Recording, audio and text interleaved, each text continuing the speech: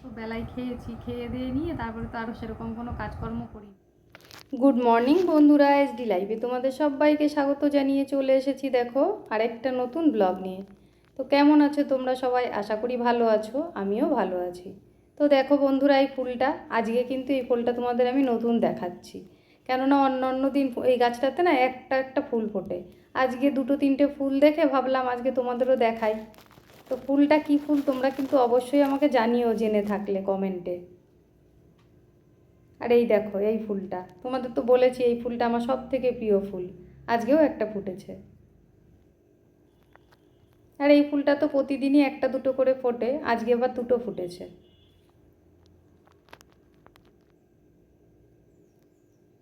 আর এমনি জবা ফুল যেগুলো দেখো, এই ফুলটাও দুটো ফুটেছে। তো চলো বন্ধুরা, ফুল কটা তুলে নিয়ে বাড়ির দিকে যাই। তো বন্ধুরা, আমি তো বাড়ির থেকে ফুলগুলো রেখে তারপরে দেখো বাজারে এসেছি। আমি বাজারে এসেছি মাছ নিতে। তো মাছটা আমার নেওয়া হয়ে গেছে, এখন কাটতে একটু সময় লাগবে বললো ওই দাদা। তো সেই জন্য আমি দাঁড়িয়ে আছি আর এদিক ওদিকে দেখছি আর কোথায় কি মাছ টাছ আছে।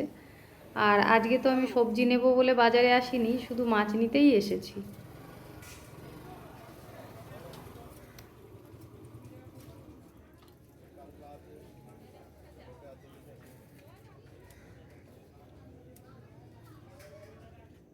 লোটে কত করে গো? ও ভাই, লোটে কত করে? লোটে 100 টাকা কিলো। কি দেবো দিদি বলো? ওটা নেবা না? ইলিশ 600 টাকা কিলো। ভালো হবে মাছটা? 500 টাকা পিস। মাছ গ্রান্ডে মাছ। 500 দিয়ে দেবে না? দেখো বন্ধুরা, আমার তো বাজারের কাজ শেষ, এখন যাচ্ছি বাড়ির দিকে। তো আজকে সকালবেলায় কিন্তু আমি যখন ফুল তুলতে গেছি শুধু গোপাল দিয়েই গেছি, আমার কিন্তু আজকে কাজ কিছু হয়নি সেরকম। তো এখন বাড়ি গিয়ে আগে এই মাছগুলো প্যাকেট থেকে বারটার করব, এগুলো ধোয়াধুয়ি সারবো, রান্নাটাও আজকে করে নেব। তারপর গিয়ে বাকি কাজগুলো সারবো, সেরে তারপর স্নান পুজো। তো চলো বাড়িতে গিয়ে তোমাদের দেখাচ্ছি আমি কী মাছ আনলাম আর কী আনলাম বাজার থেকে। তো দেখো বন্ধুরা, কালো জিরে আনার ছিল, ওই জন্য এখানে এক প্যাকেট কালো জিরে আমি এনেছি, ওটা সরিয়ে রাখলাম। আর এখানে দেখো আমি বেগুন নিয়েছি। বেগুনের এত দাম তোমাদের কি বলবো, 100 টাকা কিলো এই বেগুনগুলো, জানো? এই বেগুন কি আর ওই কালো বেগুন কি 100 টাকা কিলো? ওই দুটো বেগুনের দামই নিয়েছে 35 টাকা। তো বেগুনটা আনতেই হতো আজকে, সেই জন্য নিয়েছি, না হলে আমি বেগুন আনতাম না। আর এদিকে দেখো এই যে ইলিশ মাছ এনেছি বলেই বেগুনটা এনেছি,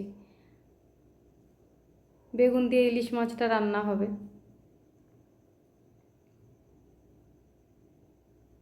আর এই প্যাকেটটার মধ্যে দেখো লোটে মাছ, দু রকম মানে মাছ আনার কারণ কি জানো তো? আজকে ভাই বলেছে ইলিশ মাছ আনতে, আর আমাদের ওর বাবা বলেছে লোটে মাছ আনতে। তো আমি এবার ও জানে না ও কী মাছ আনতে বলেছে, ও জানে না। তো আমি বাজারে গিয়ে আগে ইলিশ মাছটা নিয়ে নিয়েছি, তারপরে দেখছি পাশের দোকানেই লোটে মাছটা রয়েছে। তো ভাবলাম তাহলে লোটে মাছটাও নিয়ে নিই, কাল আবার বাজারে আসতে হবে, তো সেই জন্যে নিয়ে নিয়েছি। তো লোটে মাছটা দেখো আমি কেটে ধুয়ে নিয়েছি, এটা এখন ফ্রিজে রেখে দেবো। আর এই মাছটা রান্না করব আমি। এখানে দেখো লেজা মুড়োগুলো আমি আলাদা করে রেখেছি, আর মাঝখানের মাছগুলো আমি আলাদা করে রেখেছি। এই লেজাগুলো আমি ভালো করে কড়া করে ভাজবো, ভাজা খাওয়ার জন্যেই। আর ওই মাছগুলো ঝোল রান্না করব, আর মাথাগুলো দিয়ে লাউ ঘন্ট করব। তো দেখতে থাকো তোমরা। তো লোটে মাছটা তো আমি ফ্রিজে তুলে রেখে দিলাম, আর এদিকে দেখো মাছের মাথাগুলো আমি আগে ভেজে নিচ্ছি, লাউ ঘন্টটা আগে বসাবো। তো ওগুলো ভেজে তুলে নিয়েছি দেখো, আর এদিকে কড়াইতে তেল গরম তো আগেই হয়ে রয়েছে, যেহেতু মাছের মাথাটা ওই তেলেই আমি ভেজে তুলেছি। তো এখানে আমি একটু পাঁচ ফোড়ন ফোড়ন দিয়ে দিয়েছি, আর কাঁচা লঙ্কা দিলাম, দিয়ে দেখো লাউটা দিয়ে দিয়েছি। লাউটা দিয়ে না প্রচুর জল বেরিয়েছিল জানো তো। তো আমি জলটা বেশ অনেকটাই শুকিয়ে নিয়েছি, নিয়ে তারপরে মাছের মাথাটা দিয়ে দিলাম। এবার আর একটু শুকাবে, শুকিয়ে গেলেই দেখো নামিয়ে নিয়েছি আমি। লাউ ঘন্ট তো আমার হয়ে গেল, এবার মাছের ঝোল চাপাই চলো। তো এই মাছগুলো আমি কাঁচাও রান্না করতে পারতাম, কিন্তু কাঁচা মাছ আমি রান্না করি না।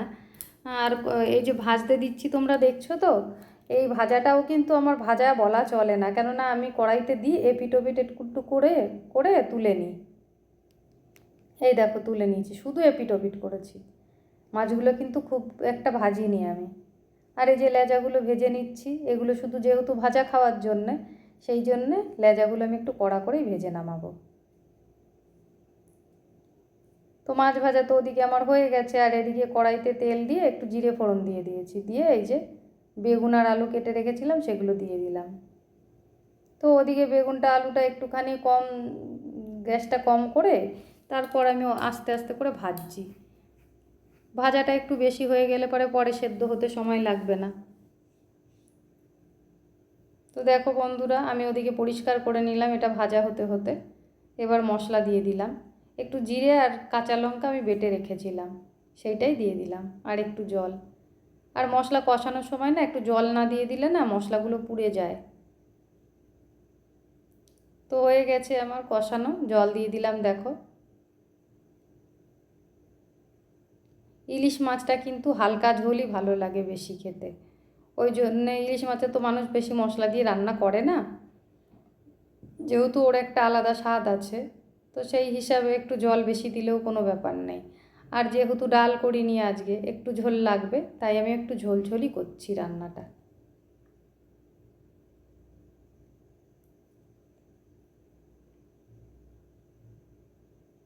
তো দেখো বন্ধুরা, ঝোলটা কিন্তু হয়ে গেছে। আমি শুকনো কড়াইতে একটুখানি জিরে ভেজে নিয়েছিলাম, সেটাই গুঁড়ো করে এর মধ্যে দিয়ে দিলাম। তো মাছের ঝোলটা কিন্তু আমার রেডি। এবার এটা নামিয়ে নেব, নিয়ে তারপরে রান্নাঘর পরিষ্কার করতে হবে, ঘরগুলো মুছতে হবে, ঠাকুরের বাসন ধুতে হবে, তারপরে স্নান। এই দেখো মাছের ঝোল।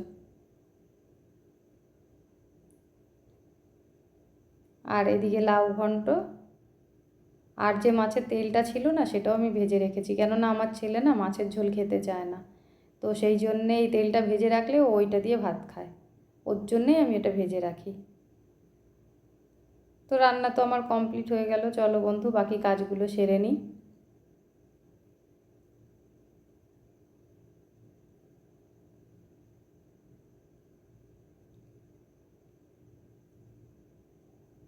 ঠাকুর ঘরটা আমি মুছে নিচ্ছি। ঠাকুর ঘরটা মোছা হয়ে গেলে এখন গিয়ে আমাদের ওই ঘরটা মুছে নেব, বড় ঘরটা মুছে তারপরে ঠাকুরের বাসনগুলো ধোবো, ধুয়ে তারপর যাব স্নান করতে।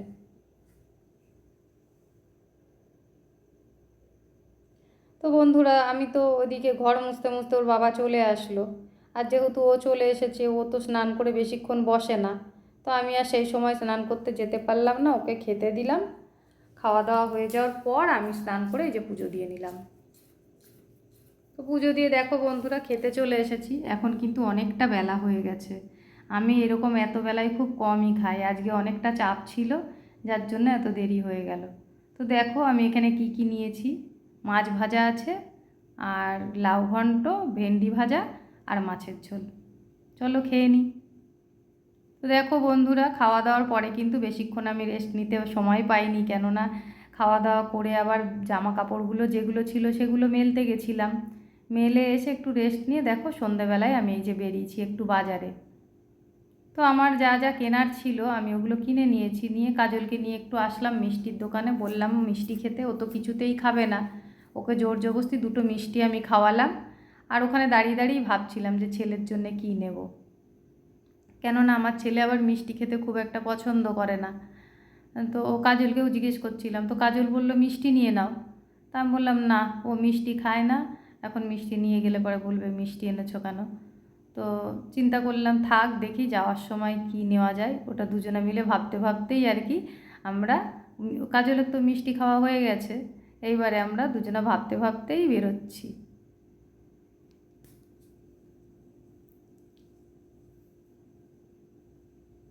তো যাই হোক বন্ধুরা, এবার ফিরি, এবার ব্রিজটা পার হব। আর ব্রিজটা পার হয়ে না ব্রিজের ওপারে একটা, মানে আমাদের ওই পারটাতে, আমরা তো উল্টো, মানে আমরা থাকি স্টেশনের উল্টো দিকে, তো সেই কারণে বাজারঘাট যত কিছু আছে মানে আমাদের আসতে গেলে ওদিকেও আছে, কিন্তু বড় বাজারটা হচ্ছে ব্রিজের এপারে, তো আমাদের এপারেই আসতে হয়। তো এই ব্রিজের গোড়ায় একটা দোকান আছে, ওখান থেকে দেখো ছেলের জন্য একটা এগরোল নিয়ে নিলাম। এবার চলো যাই বাড়ি।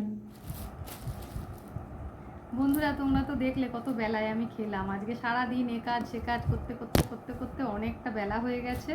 তারপরে তো ও চলে আসলো, আমার আর তখন স্নান হলো না, তোমরা তো সব দেখেছোই। তারপরে তো খেয়ে দিয়ে চলে গেছে, আমি স্নান করে পুজো টুজো দিয়ে যখন আমি খেতে বসেছি তখন যেন কটা বাজে, 3:30 বাজে। আর ওদিকে গোপালের জন্য একটু মালা করব বলে আজকে ফুল বেশি তুলে এনেছিলাম। তো মনটা খারাপ লাগলো, মালা দেবো না, ফুল তুলে নিয়ে আসলাম। তো বেলা হয় হোক গা, একটা মালা গেঁথে অন্তত আমি গোপালটাকে পরাই।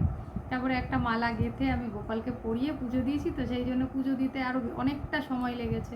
তো এইসব করতে করতে কত বেলায় খেয়েছি, খেয়ে দিয়ে নিয়ে তারপরে তো আরও সেরকম কোনো কাজকর্ম করিনি। জামা কাপড় যেগুলো ধোয়া ছিল ওইগুলো খাওয়ার পর গিয়ে 3তলার ছাদে মেলে দিয়ে এসেছি, ওখানে শেড করা আছে, ভেজার কোনো ব্যাপার নেই। কেননা দুপুরবেলায় এবার বৃষ্টি হয়েছে একবার, আমি খেয়ে দিয়ে শুয়েছি, শোয়ার পরেই শুয়েও নি, তখন খেয়ে দিয়ে বসে একটু ফোনটা হাতে নিয়ে একটু ঘাঁটছিলাম, ওই সময় দেখছি বৃষ্টি হলো। তারপরে দেখলাম যে সেই বিকেল তো হয়েই গেল, তাহলে ওখানে মেলে দিয়ে আসি, তোলার আর কোনো চিন্তা থাকবে না। তো ওখানে মেলে দিয়ে এসে আমি শুয়েছিলাম। তারপরে শুয়ে দুপুর টাইমটাতে ফোনটা ঘাঁটতে ঘাঁটতে দেখছি ঘুমানো তো আর হয় না ওইটুকু টাইমে, দেখছি যে আবার সন্ধেও লেগে যাচ্ছে। তারপরে আবার সন্ধে টন্ধে দিলাম, দিয়ে আমি একটু বাজারে গেছিলাম। বাজারে গেছিলাম কেন সেটাও তোমাদের বলছি। আমাদের বালিশগুলো অনেক দিন ধরে না, ছেলের বালিশটা আর আমার বালিশটা, ওর বাবার বালিশটা তাও একরকম আছে, ছেলের আর আমার বালিশটা দেখছি ফেটে ফেটে গেছে, ফেটে না ওইখান দিয়ে তুলো বেরিয়ে যাচ্ছে। বালিশের ওয়ারটা যখন খুলছি তার ভেতর থেকে এত বীজ বেরিয়ে যাচ্ছে, সারা ঘর হয়ে যাচ্ছে। তো ওর বাবাকে আমি বলেছিলাম কিনে আনতে খোলগুলো। তো সত্যি কথা বলতে সংসারের জিনিসপত্র কোনো দিন কেনাকাটি করে না, আর যদি সঙ্গে যায়ও, ওই সঙ্গে যাওয়া অবধি এইসব কাজগুলো আমিই করি। তো ওকে বলেছিলাম, যেহেতু ও বাজারে থাকে আর বালিশের খোল তো সেরকম দেখার কিছু নেই, তো সেই জন্যে ওকে বলেছিলাম। তো ও তাও দেখছি যে ও কিনে আনেনি, আমাকে বললো যে তুমি গিয়ে নিয়ে এসো, এসব আমার দ্বারাই হবে না। তো এইসব এরকম করতে করতে প্রায় মাসখানেক হয়ে গেছে। তা আজকে ভাবলাম যে তাহলে আমি যাই, আমি নিজে গিয়ে কিনে নিয়ে আসি। এই দেখো এই ওয়ারগুলো। আর একরকম ছিল জানো তো, সেই তোষকের কাপড়গুলো হয় না, সেই ওয়ার। কিন্তু ওই তোষকের কাপড়টা কেমন একটু মোটা মোটা, আমার ভালো লাগলো না। এই জিনিসটা দেখতেও ভালো, আর আমার সঙ্গে আমার দেওয়ার গেছিলো, কাকা শ্বশুরের ছেলে, ও আবার বললো যে বৌদি ওইগুলো নিও না, এই ওয়ারটা নেও, এটা দেখতেও ভালো লাগে। আর জেঠি এটাই নিয়ে যায়, জেঠি বলতে আমার শাশুড়ির কথা বললো, কেননা শাশুড়ির সাথেও ও দোকানে যেত, যখন শাশুড়ি আনতে যেত ওয়ার টুয়ার। এখন ওনার শরীরটা খারাপ, এখন বাজার টাজার যাওয়া বন্ধ হয়ে গেছে। তো যাই হোক, ও আমাকে বলছে জেঠি এগুলোই নিয়ে যায়। তো ওর কথাও শুনলাম আর আমারও ভালো লাগলো, তো আমি এই ছাপাটাই নিলাম। তো যাই হোক বন্ধুরা, ওষুধ টষুধ আনলাম। তো আজকের ভিডিওটা এই পর্যন্তই। যদি তোমাদের ভালো লেগে থাকে লাইক কমেন্ট করো, আর চ্যানেলে যদি নতুন হয়ে থাকো চ্যানেলটা সাবস্ক্রাইব করে পাশে থেকো।